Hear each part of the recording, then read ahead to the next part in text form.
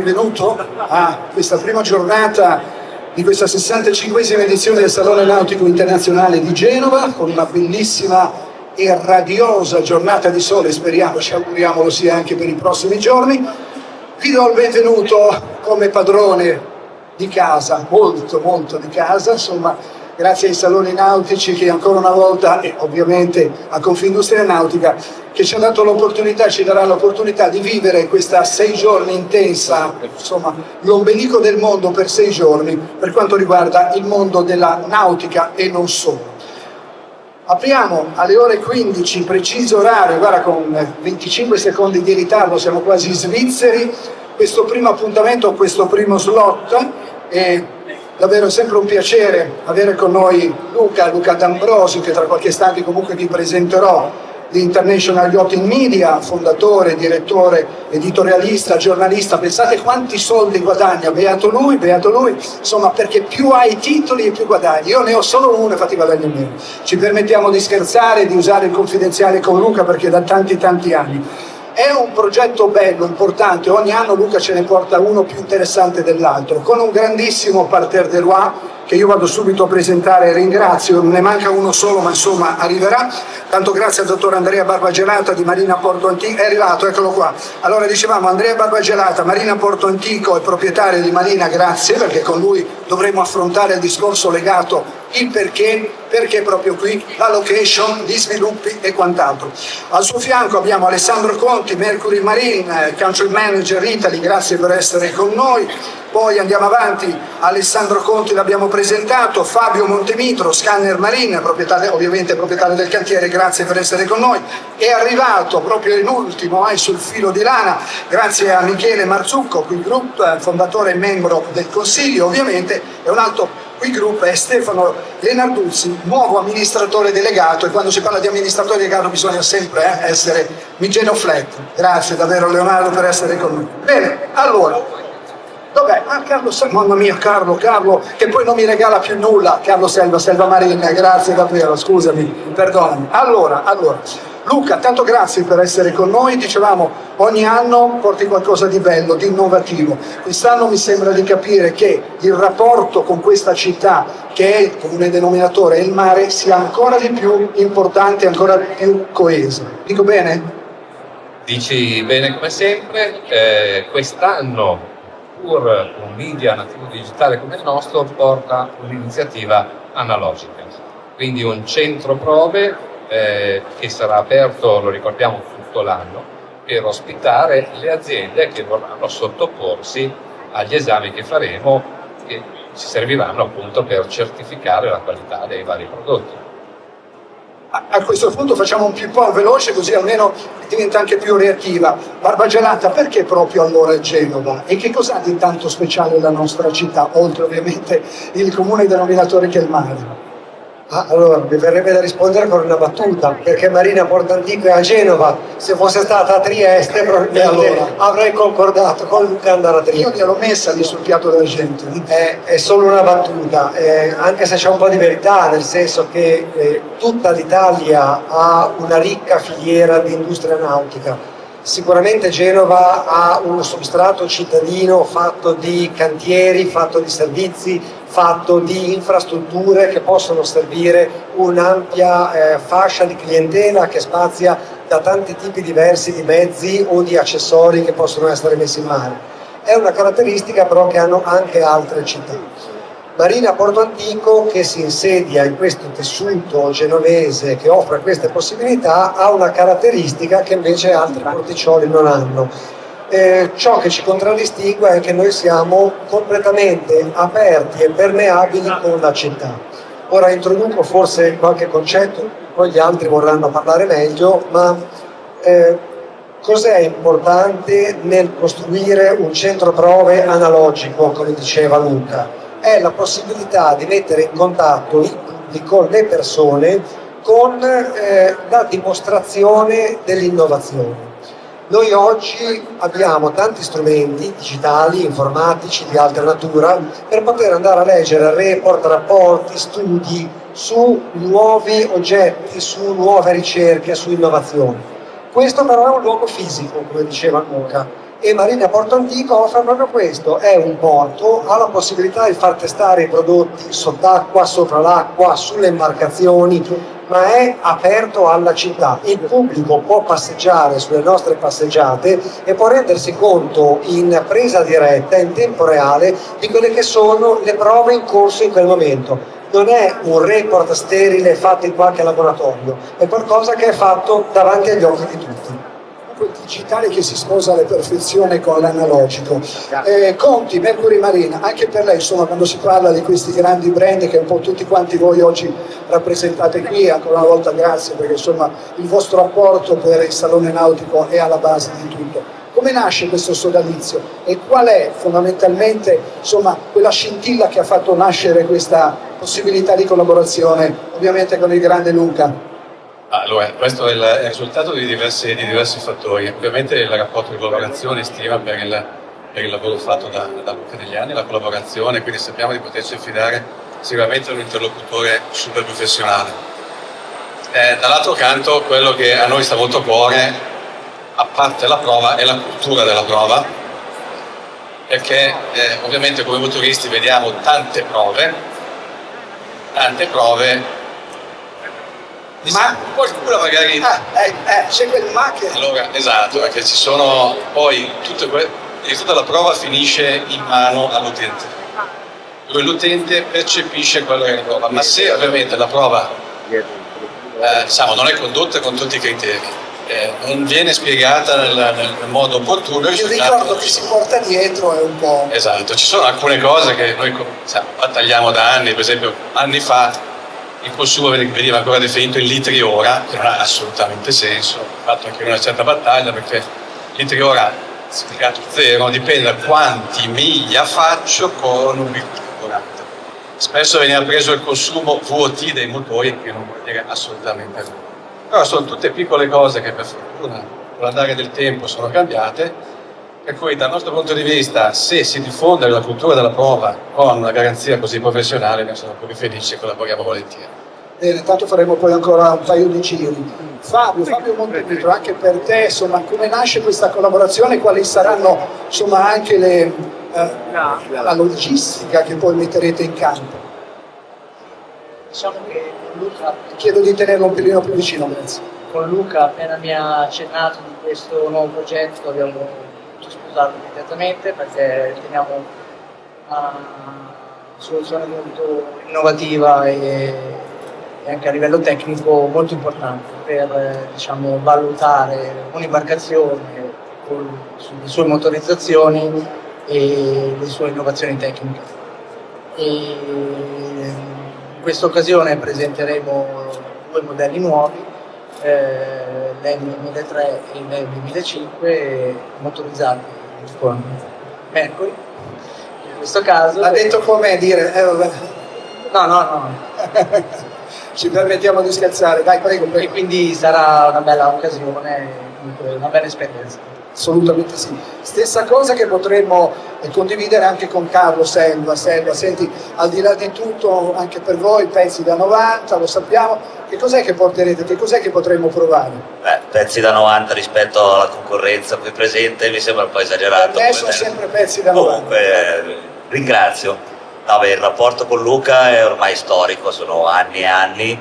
Io ho sempre avuto, preferisco guardare anche il lato personale della cosa, nel senso c'è feeling, ci capiamo, non posso dire nient'altro di quello che ha detto Alessandro sul fatto della conduzione delle prove, professionalità assoluta, capacità di gestire il personale alle fiere, sempre presente ovunque, insomma una garanzia. Il lavoro paga, no? Dici? Il lavoro paga, le ore alla fine dell'anno si vedono. Con Carlo poi facciamo anche dei test abbastanza estremi. In questo caso il centro prove peraltro si presta anche a test di durata, per cui non abbiamo sul palco Stoppani con il quale faremo una prova che durerà un anno di una cornice antivegetativa. Con Carlo abbiamo in test per esempio motori fuori bordo e un tender già da 5 mesi che saranno lì visibili e probabili. E galleggia ancora. Galleggia, è ancora bianco. Allora Michele, cosa vogliamo dire di questa bella avventura che parte? Insomma, quali sono, anche se volessimo identificare i punti forti di questo progetto, al di là di quello che abbiamo detto, la possibilità di provare, perché poi se provi, ti diverti, alla fine è positiva la giornata, sì o no? Eh beh sì, anche in termini poi di possibilità di acquistare o meno. Prego. Intanto il progetto è sicuramente interessante, l'abbiamo ovviamente sposato subito, inutile dire l'amicizia che ci lega, ma anche tante ore passate assieme. Un centro prove per un'azienda che produce accessori è un aiuto enorme, nel bene e nel male, perché poi vengono fuori anche le cose che sbagliamo ovviamente. E quindi i test che noi facciamo a casa, e ne facciamo veramente tanti, abbiamo delle barche, Luca ci ha aiutato tantissimo in tutto il lavoro che è stato fatto in questi anni, è sempre comunque fatto da dei tecnici che vedono le cose in un certo modo. Avere un professionista invece che fa dei collaudi, dei test diversi e ti può dare anche una risposta critica, costruttiva, una conferma, ma anche un qualche cosa a cui non avevi pensato, secondo me è un aiuto enorme. Mi leggo un attimo a un discorso che ha iniziato prima su come vengono fatti i test, che è il grande problema. Cioè qui se si prendono dei cataloghi e si mettono uno di fianco all'altro, sono uno la fotocopia dell'altro. Parlo degli accessori, quindi non sto parlando del nostro mondo che non conosco. Beh, insomma, le patacche, come si dice in Romagna, si sprecano. E quindi avere qualcuno che magari durante i test dichiara che quello che sta facendo è esattamente quello che c'è scritto in un catalogo, non voglio dire che debbano fare delle prove comparative, che semmai le facessero mi troverebbero pienamente a favore, per me questo aiuta molto anche chi poi dovrà comprare questi prodotti, dovrà utilizzarli, la semplicità di utilizzo o la difficoltà nell'utilizzo, sono tutte cose che dal mio punto di vista sono solamente un aiuto, quindi molto positiva secondo me l'iniziativa. Stefano, vogliamo aggiungere qualche cosa a quello che diceva il tuo collega? No, devo solo dire che io sono quello nuovo della comitiva, Quindi paghi scotto. scotto, ma non solo Sei nuovo però vai in barca parecchio. Sì, anche da tanto, sì. Non solo vado in barca, ma sono anche un osservatore dei singoli componenti e delle singole imbarcazioni. Mi è subito piaciuta l'idea, è un'idea sicuramente interessante e per un'azienda come qui che ha tanto di nuovo, che è sul mercato e sta entrando sul mercato, è sicuramente un supporto e un banco di prova interessante per le persone competenti e che vedono l'accessorio non di per sé stesso ma anche montato sulla barca e quindi nel suo utilizzo. Luca, ti faccio fare uno sponsor adesso, mica da ridere. Allora ti chiedo a uno per uno di queste persone che sono vicino a te il perché, insomma, hai detto con queste persone riuscirò a fare davvero qualcosa di importante per questo straordinario mondo. Partiamo ovviamente in questo caso Barbagelata. Marina. Sì, allora sono chiaramente aziende leader dei rispettivi settori, ma dove l'accezione leader non è sinonimo, anche se poi in realtà è così, del grande fatturato che fanno, ma della qualità o dell'innovazione che sono in grado di esprimere. Questa è la prima cosa. Con Andrea ci conosciamo da anni, ma la scelta è stata anche abbastanza semplice. Siamo in estensione del Salone di Genova, è molto comodo, anche se il centro sarà aperto tutto l'anno, è ovvio che l'onda lunga del Salone a Genova è di una comodità incredibile. In più il Marina è a 10 minuti a piedi dalla stazione e a 15 minuti di taxi dall'aeroporto, quindi per chi viene da lontano, esatto, è molto facile. Per quanto riguarda Mercury, quando parliamo di innovazione direi che il percorso che è stato fatto partendo dai V6, poi V8, V10, V12 negli ultimi anni la dice lunga. Totale incremento step by step.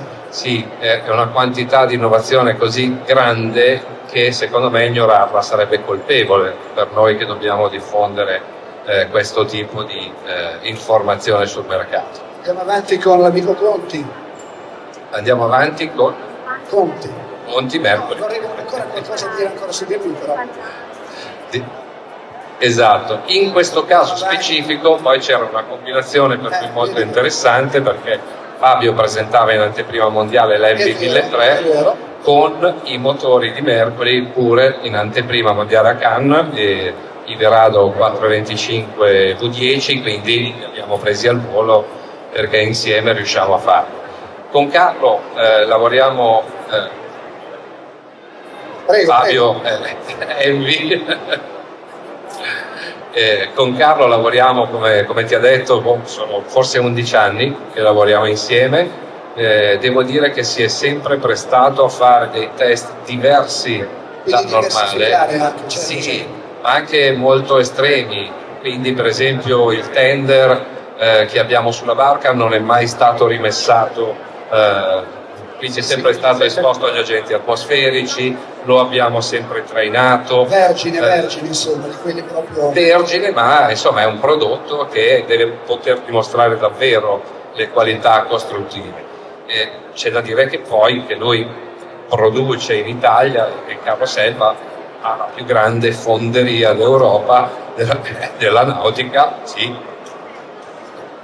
E quindi diciamo che il motore fuoribordo che abbiamo provato quest'anno è prodotto interamente in Italia a Tirana. E poi c'è tutto il mondo degli accessori. Poi c'è tutto il mondo degli accessori, un rapporto che dura anche in questo caso moltissimi anni, con una persona come Michele che va oltre alla figura dell'imprenditore, perché è un visionario.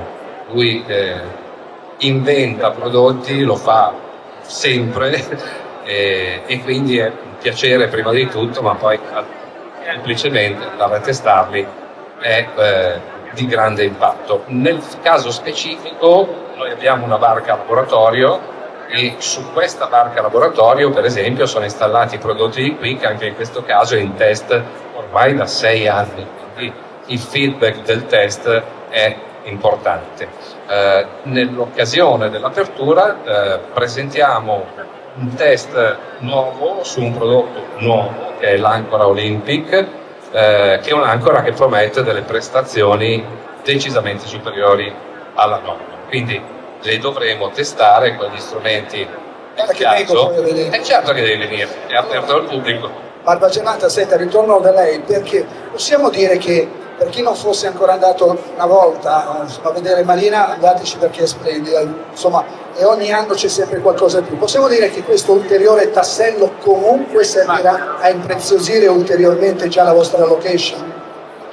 Allora, sì, la domanda ha una doppia risposta. Sicuramente il fatto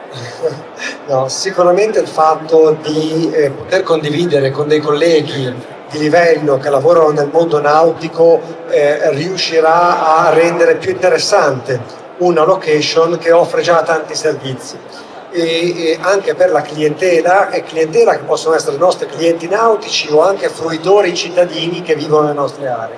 La presenza di questi test può renderlo un luogo di maggior interesse.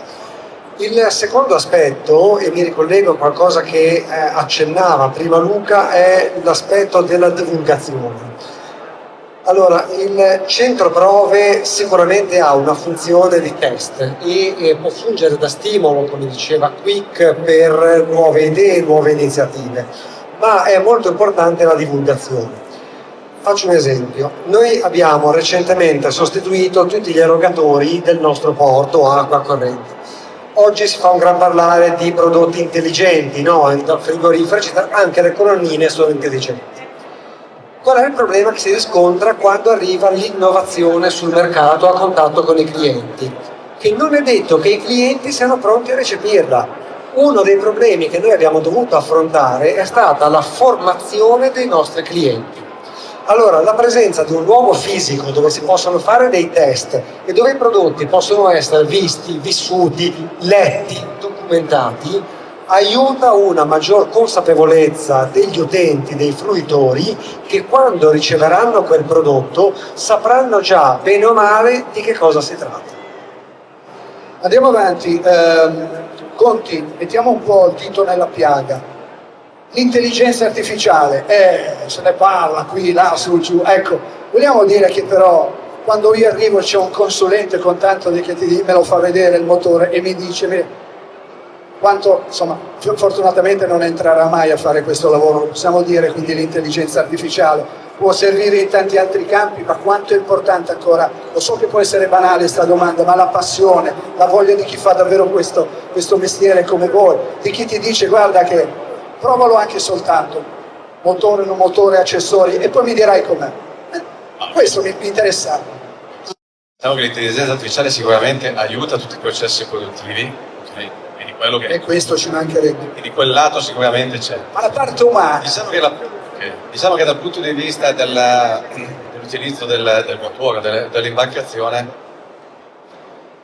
diciamo che la semplicità è ancora la cosa più importante, perché quando sei per mare deve essere tutto semplice e funzionare il più possibile. Quindi anche da questo punto di vista noi siamo sforzati come gruppo di rendere il controllo dei motori sempre più diciamo, semplice, anche se sono tantissime le funzioni. Il lato umano è imprescindibile, come si diceva prima, la qualità, perché come si conduce una prova, come si spiega una prova, quali sono i risultati e le conclusioni. Diciamo che noi, per quello che conosco io, che magari non è tutto, non ci siamo ancora con l'intelligenza artificiale, perché molto dipende dall'esperienza, okay? dalla cultura, in modo tale da riuscire a spiegare. Quindi manca ancora un po', non so se arriverà, ma diciamo non oggi. no, ma era per quello, lo so che poteva sembrare banale questa domanda, ma mi rassicura la sua risposta. Fabio, parliamo un po' di che cosa presentate in questo salone nautico, anche per solleticare, e poi lo farò anche con Selva, un po' l'interesse. Prego.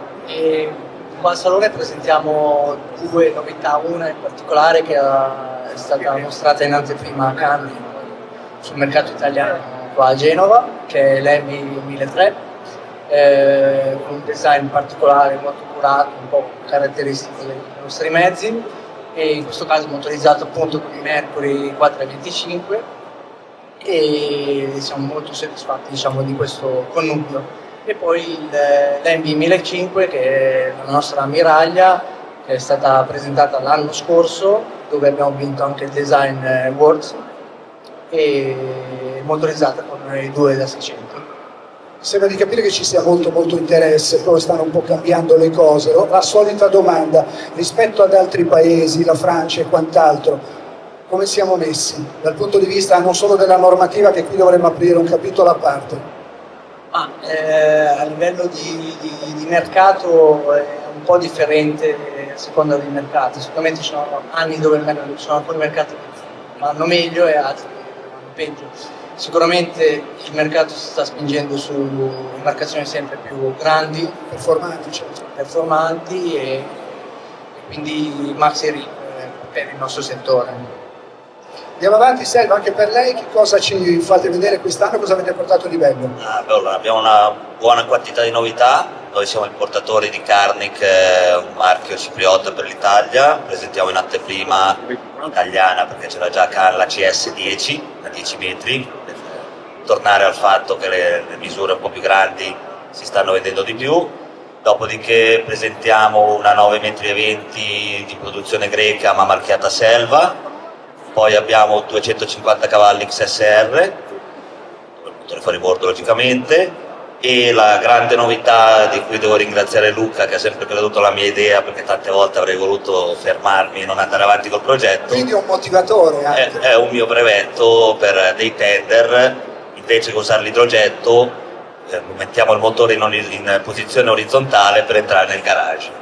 Spero bene, perché devo rientrare nell'investimento del brevetto. È un servomeccanismo elettrico e manuale che sostanzialmente fa ruotare il motore, e in questo modo il tender entra nel garage tender. Allora, con Michele e Stefano, un po' tutto il mondo, rispondete voi, tutto il mondo dell'accessoristica, ecco, che mondo è? Voi che lo conoscete molto bene, perché come diceva lei, insomma, si trovano anche le patacche, ma non solo nel mondo dell'accessoristica, un po' in tutti. Allora, come diversificare, come far capire anche all'utente finale, guarda che ti stiamo vendendo una roba che può costare anche più dell'altra, ma ti sto vendendo qualcosa di alta qualità. Allora, il mondo dell'accessorio è un mondo, lo definirei fantastico, perché ti permette di poter veramente allargare la tua visione senza un limite fisico.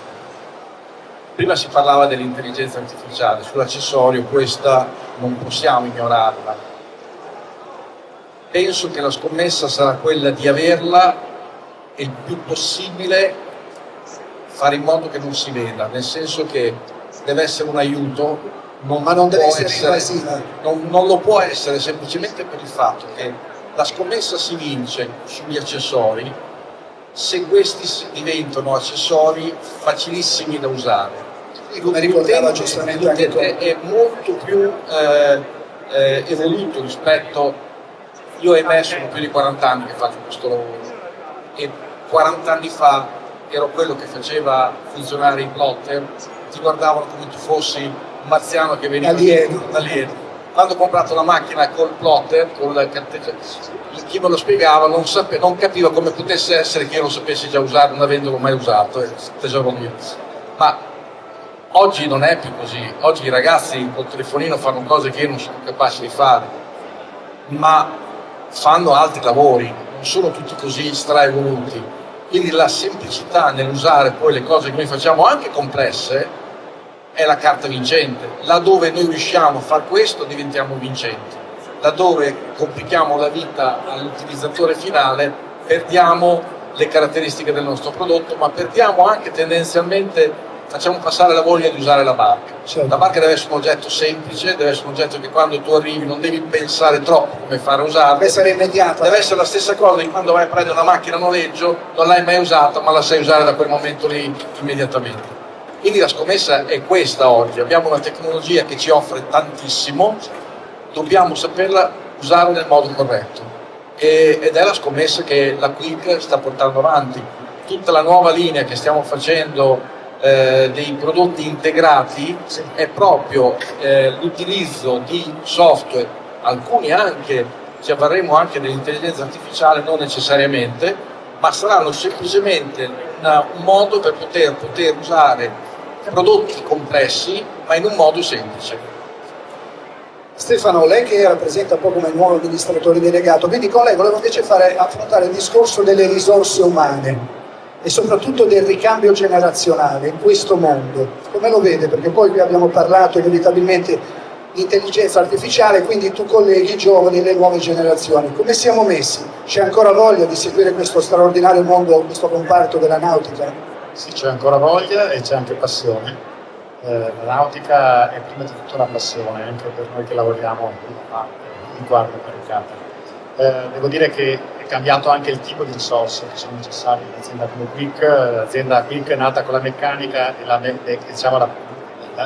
parte elettrica applicata alla meccanica, ormai è diventata un'azienda che fa più elettronica sui nuovi prodotti di quanto probabilmente ci si aspetti. Quindi è cambiato anche il tipo di risorse che vengono inserite in azienda, è cambiato l'approccio, il modellaggio del software, che finalmente sono diventati fondamentali. L'azienda è cresciuta anche per l'acquisizione, andando a comprare aziende che facevano e già lavoravano in questo settore per poter portare le competenze all'interno e acquisire quelle risorse con esperienza che servono per mantenere una leadership di mercato e una leadership tecnica. Luca, ritorno da te perché adesso vorrei che aprissimo un po' il capitolo insomma, del tuo figlio, no? Di International Yacht Team.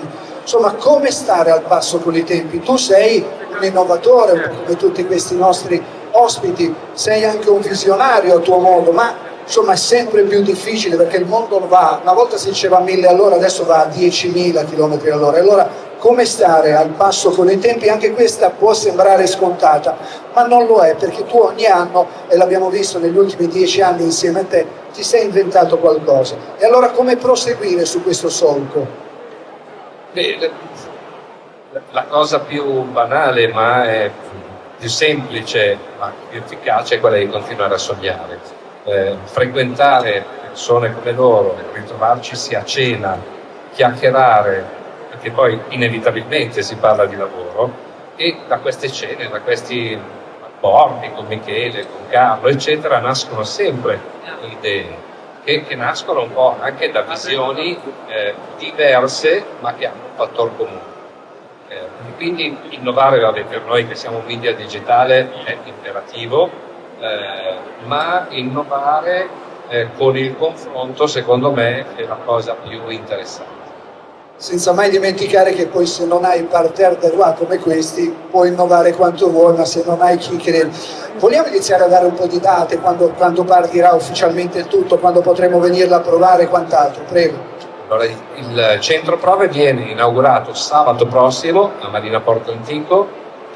Ovviamente buona parte degli accessori sono già presenti, gli altri arriveranno direttamente dal salone. Al centro prove avremo una segnaletica orizzontale che aiuterà i visitatori a individuare le aree che Andrea ci ha dedicato, dove saranno i prodotti in prova. Avremo una postazione dedicata con uno schermo che fa passare le prove. Di tutte le prove che faremo, proprio per dare, partendo da un fenomeno analogico di verifica, per riportarlo nel mondo digitale, faremo ovviamente documentazione video fotografica di mondo, che verrà proiettata lì ma diffusa anche attraverso le nostre 6 riviste e 14 edizioni internazionali. Ci ha tenuto, perché questo discorso anche delle 14 edizioni internazionali con traduzione e quant'altro, come dicevamo proprio pochi istanti fa con Luca, è anche una questione di rispetto verso in tanti paesi. Sono persone che si avvicinano magari alla nautica, scusa se poco, magari perché hanno letto una bella traduzione e da lì in poi seguiranno questo mondo straordinario. Non solo per quello, io adesso ovviamente ho detto questo. Ritorno un attimo da Andrea Barbagelata, perché le chiedo invece a lei come stare, ho chiesto a lui come stare al passo con i tempi, lo chiedo a lei con la struttura che lei rappresenta, perché anche il suo mondo è un mondo ovviamente di impatto visivo, quello che vedo vuol dire che probabilmente è anche quello che mi offre la struttura.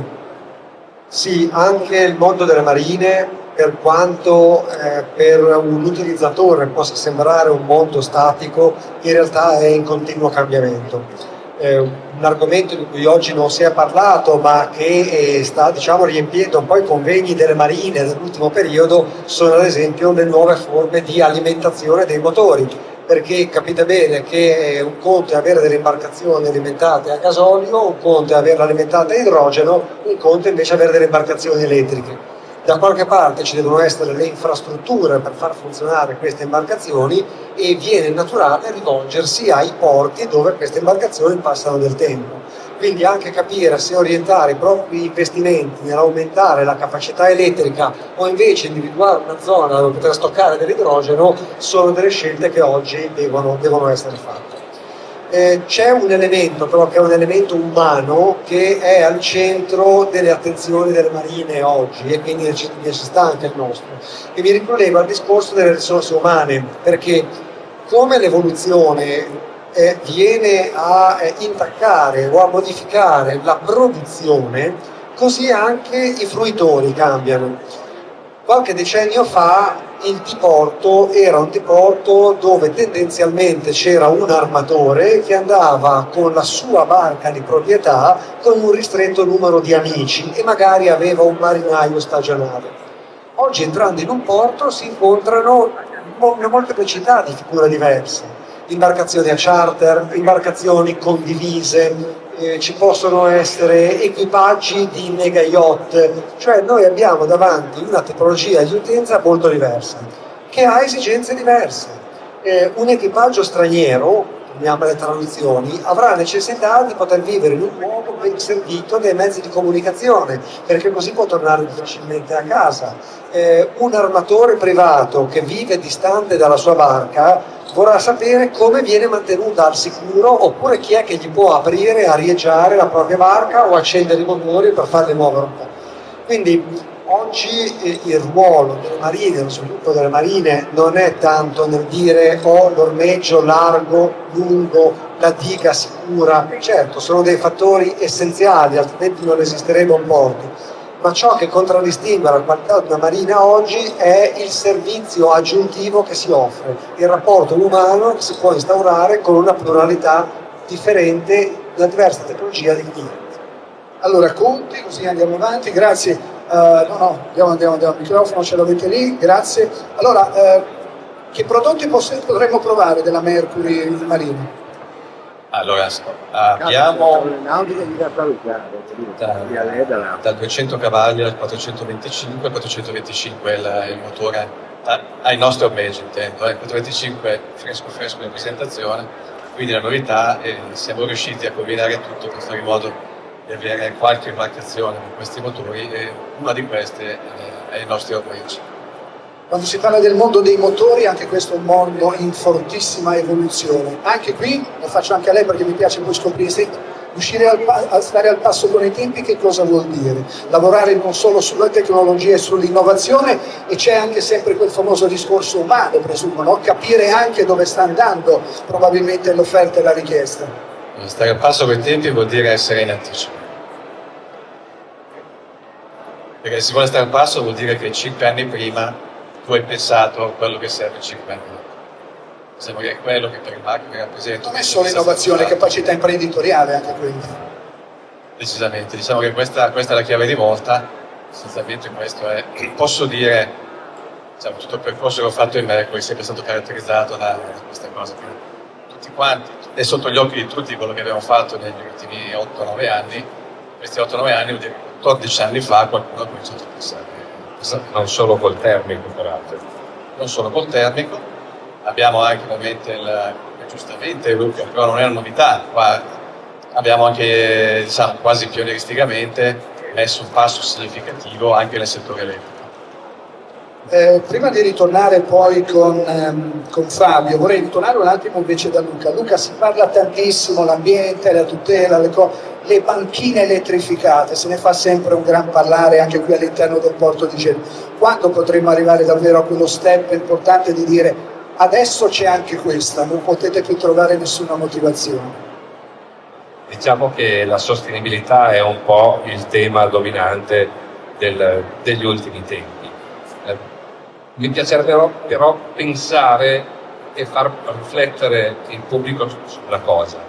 Quando parliamo di sostenibilità, la nautica, tutto sommato, nell'ambito dell'impatto ambientale complessivo, incide per lo 0,%. Quindi anche quando parliamo di motori e di consumi, per quanto consumino sempre meno rispetto al passato, comunque l'utilizzo medio di un motore è 50 ore l'anno. Okay? Quindi è vero, è uno sforzo che dobbiamo fare tutti, ma dobbiamo sempre tenere a mente che probabilmente per arrivare a un discorso di sostenibilità complessivo sono ben altri i tasti. Assolutamente, però tu sai che su questo ci giocano molto, quelli che fondamentalmente... Esattamente, più interessante è invece la sostenibilità del ciclo produttivo, certo, che è una cosa molto più importante e tutte queste aziende la stanno portando avanti in modo, direi, più che egregio. Allora dicevamo Fabio, nuovamente a te, Scan e Marien, con te vorrei invece ritornare a parlare un po' del discorso delle risorse umane, ma in questo termine, ce l'hai il microfono? Sì. I vostri corsi di formazione, poi in generale, lo vorrei chiedere un po' a tutti, come fai a far capire davvero che questo è un mondo bello, ma ci devi veramente mettere del tuo, perché qua, insomma... Non è sicuramente facile, devi essere spinto soprattutto dalla passione. Nel mio caso sono nato per mare da mio padre che ha iniziato questo lavoro, l'ho seguito. Sicuramente... Per chi nasce oggi, marinaio, per dire, concedimi la battuta, entrare nel vostro mondo, perché è bello anche far capire quanto può essere difficile. Non è difficile, perché il mondo è sicuramente un bel mondo, non è facile, è molto tecnico, non ci sono tante sfaccettature, però secondo me se si ha la passione per il mare diventa tutto più facile e bello. Stessa cosa, Carlo, anche per te, scopri l'interesse da parte dei giovani, ha già risposto ovviamente alla fine Stefano, ma che tipo di interesse c'è? La nostra è un po' una realtà differente, nel senso che abbiamo una parte meccanica e una parte di imbarcazioni. Quindi nella parte meccanica ci affidiamo a un istituto professionale, un istituto tecnico vicino a noi, dove facciamo visita noi, hanno i nostri motori, quando arriva il classico motore equippato, un V6, viene mandato là così i ragazzi imparano e tutto quanto. Nella parte nautica è un problema perché essendo l'azienda valtellina di gente appassionata di mare ce n'è poca, quindi cerco di importarli dalle regioni che hanno il mare. Comunque non è facile trovare giovani, adesso non voglio cesarbarvi, ma abbiamo un'altra problematica, noi siamo a 2 chilometri dalla Svizzera e abbiamo un sacco di frontalieri che fanno 3 chilometri e guadagnano il doppio, quindi non è facile, è una sfida. Facevamo prima, no? È una sfida continua. Michele, anche per te, dicevamo il mondo degli accessori e quant'altro, anche lì c'è la sostenibilità, e come se c'è anche nelle materie prime e quant'altro, no? Come se c'è, è un percorso che la Quick l'ha intrapreso già diversi anni fa, direi 15 anni fa. Siamo stati i primi a concepire il salvaancore con dei materiali compositi. Vi racconto questo, avevamo pensato di fare un salvaancore in fibra di vetro, in fibra di nylon caricata a vetro. L'ho esposto per la prima volta al padiglione S, seconda galleria, e i miei agenti hanno detto: ma scusa un secondo, non verrà mai accettato un salvaancore di plastica. Non è la plastica, inserti d'alluminio, tutte le parti in acciaio che sono inserti che vengono messi dentro. Cioè, questo è un oggetto che, contrariamente all'alluminio, che ha bisogno di energia elettrica per la fonderia, tutta la parte di lavorazione meccanica, tutta la parte di pulitura, anodizzatura, immaginate l'impatto da un punto di vista proprio di impatto in atmosfera.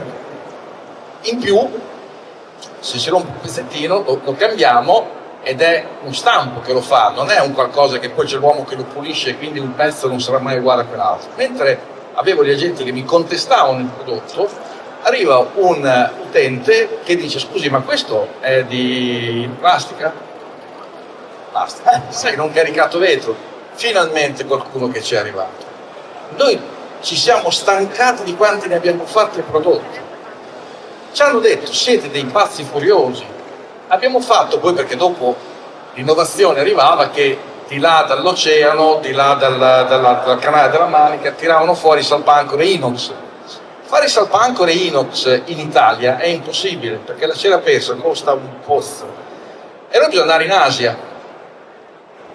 Io sono nato col dire che il nostro prodotto è made in Italy e io in Asia non ci vado a fare. Punto.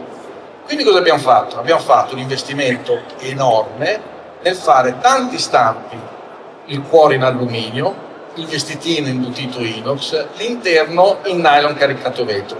Il tutto deve essere perfetto.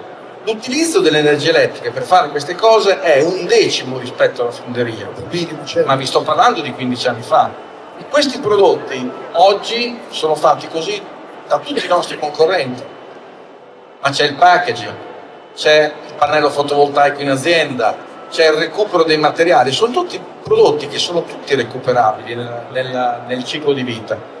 Questa è una delle cose che nella Quick c'è sempre stata, perché comunque noi ci viviamo in questo mondo e in qualche modo ci dobbiamo anche confrontare. Per cui per noi è molto importante. Abbiamo delle persone che stanno seguendo in azienda esclusivamente questo capitolo, che poi ci deve portare delle certificazioni, ovviamente, che devono dare il valore. Verremo valutati anche dalle banche quando faremo i finanziamenti su che livello di inquinamento l'azienda porterà nel nostro mondo. Vede che la pazzia a volte può portare sempre a idee geniali, no? Quando dice: ma sei pazzo, e poi guardate un po'. Stefano, invece con te vorrei ritornare invece sul discorso legato a come promuovere il vostro mondo. Qui parliamo di comunicazione, di digitale, di innovazione, e anche in questo caso qual è il messaggio che devi comunque dare e passare non solo alle nuove generazioni ma in generale, e come passarlo anche?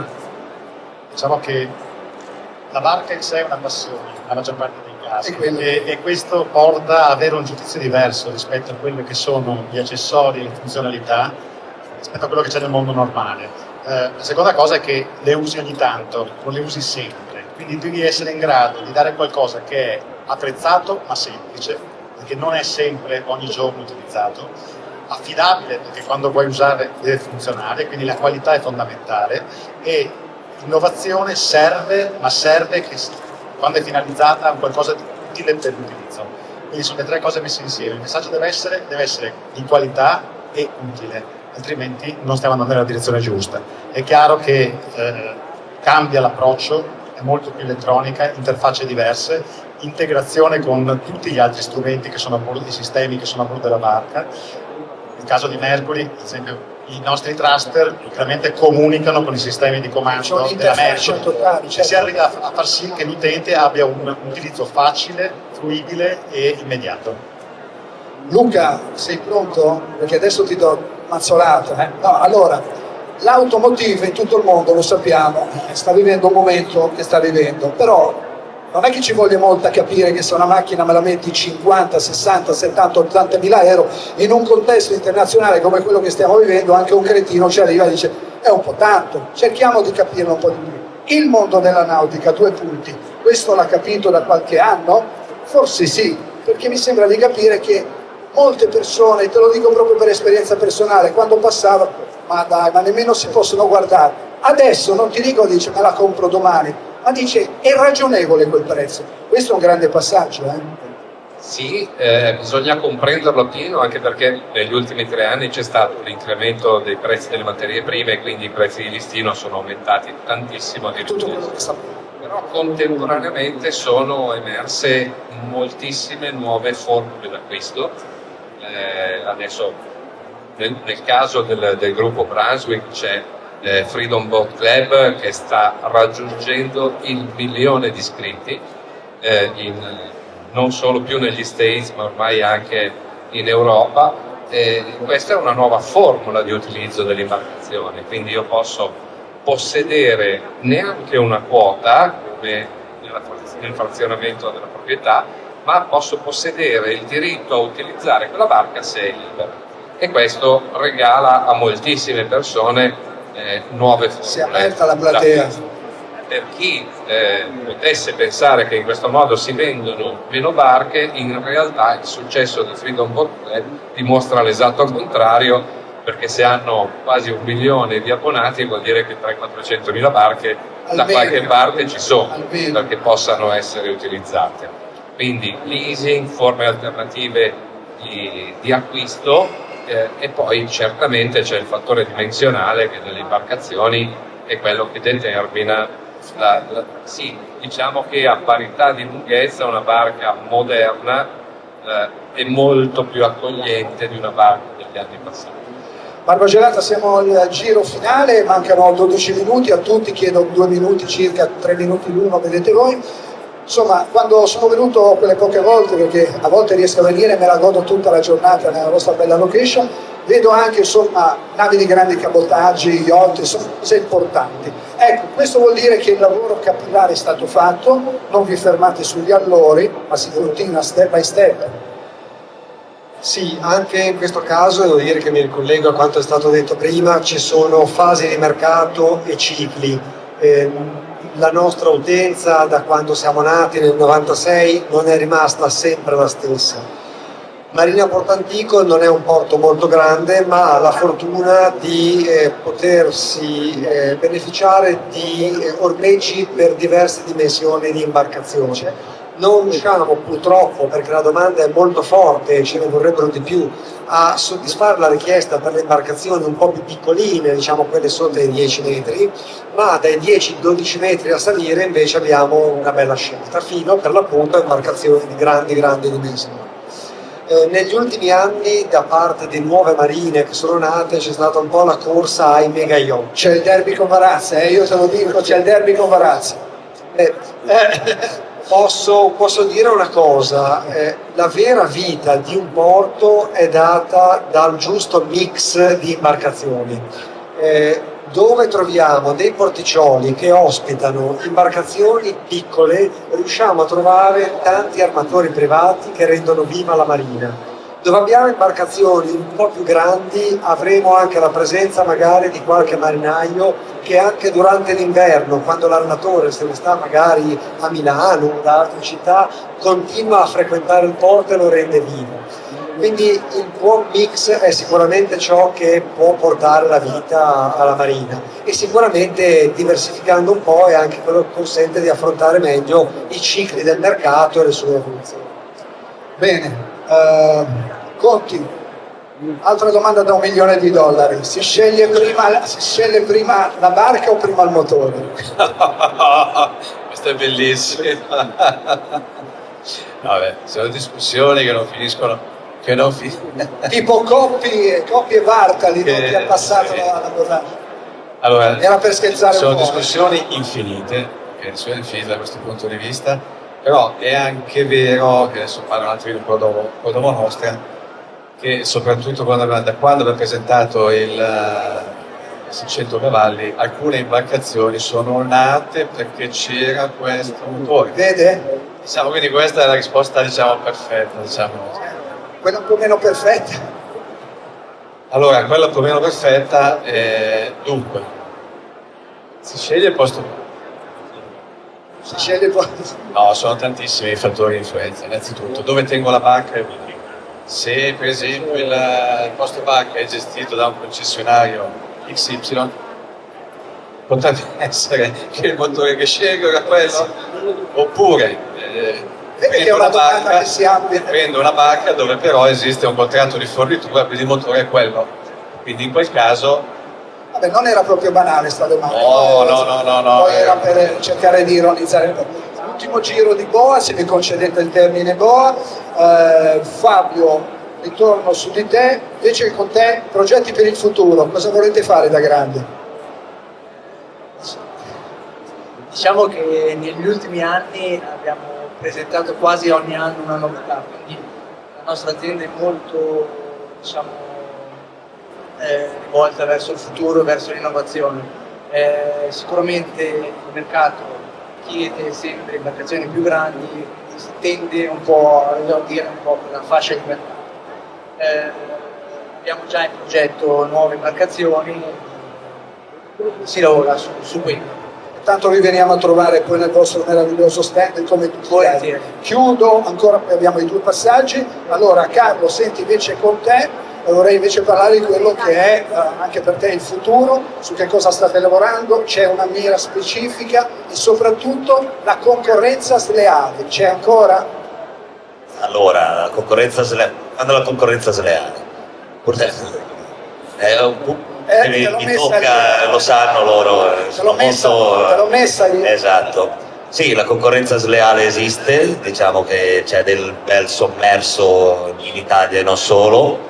Stiamo lavorando come Confindustria Nautica per avere un registro, per far sì che tutte le matricole siano registrate, quindi se fermi uno in Norvegia e uno in Sicilia si capisce che la matricola è la stessa. Dopodiché ci sono, posso Luca, parlo onestamente, ci sono certe sovvenzioni che sono un po' esagerate, mettono certi cantieri seri, precisi, che lavorano bene in difficoltà, aiutando cantieri che non sono perfetti, diciamo, il resto largo, il resto molto vago. La prima domanda qual era? Mi ricordo. Quella legata ai progetti anche per te futuri, perché mi sembrava giusto. Progetti futuri, sì, stiamo sviluppando dei nuovi motori, stiamo lavorando sull'elettrico anche noi, su motori di piccola taglia, perché consideriamo che il portable, il motore piccolo, sarà sostituito dall'elettrico. Ho qualche altra idea in mente, ma prima devo fare i soldi con questo il brevetto che ho fatto, se no il papà non mi lascia spunto. Allora, conclusione, Michele e Stefano al volo, anche per voi, abbiamo parlato tanto del vostro mondo, su che cosa state lavorando? Prima parlavi di quella follia che si è generata poi in una roba che ha venduto milioni di pezzi, quale sarà la prossima follia? L'attuale follia, che poi non è una follia perché è un progetto che lo stiamo portando avanti già da qualche annetto, è proprio l'integrazione dei prodotti per poter collaborare a rendere la vita a bordo sempre più semplice, più confortevole. L'integrazione che adesso abbiamo avuto con i motori Mercury è nella direzione che ci auspicavamo già da tempo. Non è facile far lavorare aziende, è un conto di dire faccio integrazione dei prodotti della gamma Quick o della gamma gruppo Quick.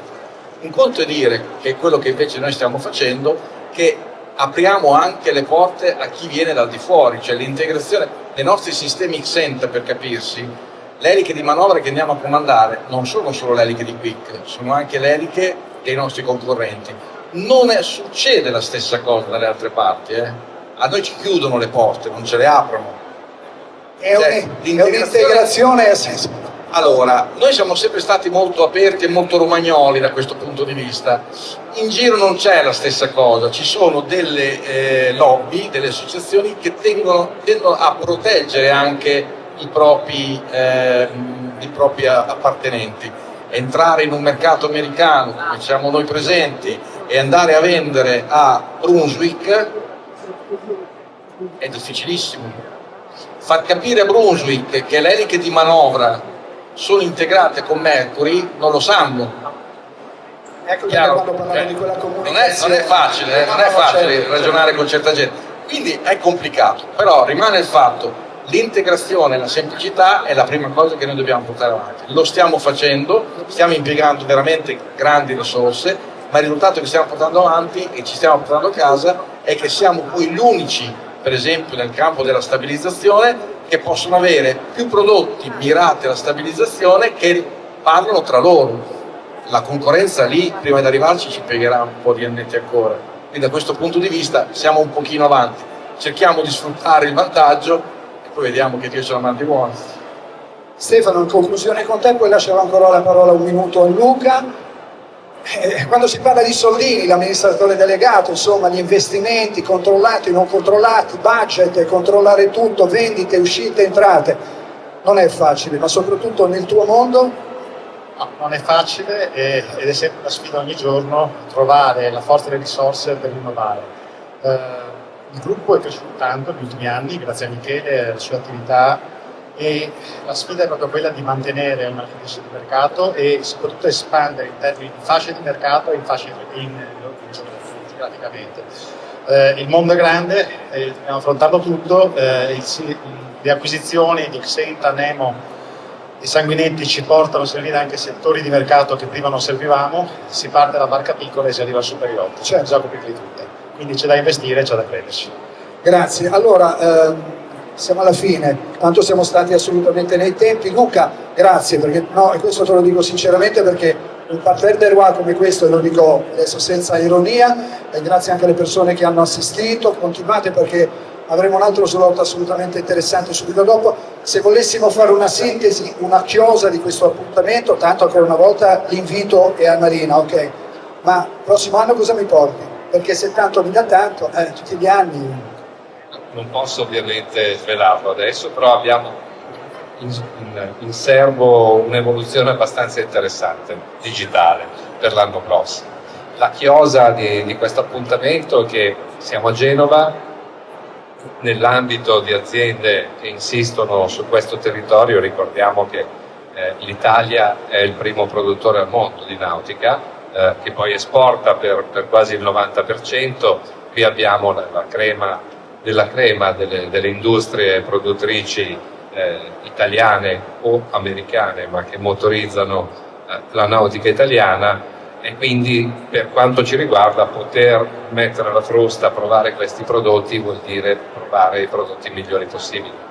E allora io davvero ringrazio Luca D'Ambrosio, Andrea Barbagelata, Alessandro Conti, Fabio Montemitro, Carlo Selva, Michele Mazzucco e Stefano Lenarduzzi per aver portato e aver impreziosito questa meravigliosa giornata, la prima giornata qui al Salone Nautico. Buon vento a tutti. Grazie mille, vi aspettiamo al centro prove.